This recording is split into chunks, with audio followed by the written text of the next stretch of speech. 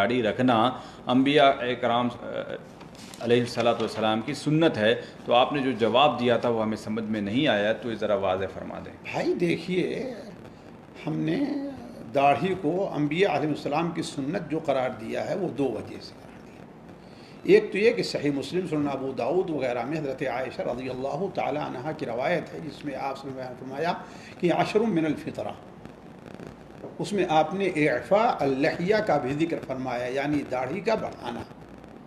اور فطرت کی تفسیر امام خطابی رحمہ اللہ وغیرہ نے یہ کی ہے کہ یہ انبیاء علیہ السلام کا طریقہ رہا ہے، یہ انبیاء علیہ السلام کا طریقہ رہا ہے، اس لیے اسے ہم نے کیا کہا، یہ انبیاء کی سنت ہے۔ ثانیاً انبیاء علیہ السلام ان کے حلیے وغیرہ کا جہاں ذکر آتا ہے ان میں داڑھی کا بھی ذکر آتا ہے، خصوصاً حضرت ہارون علیہ السلام سے متعلق سورہ قرآن مجید میں ہے کہ قال یا ابن امی لا تأخذ بلحیتی ولا براسی، ہے کہ نہیں؟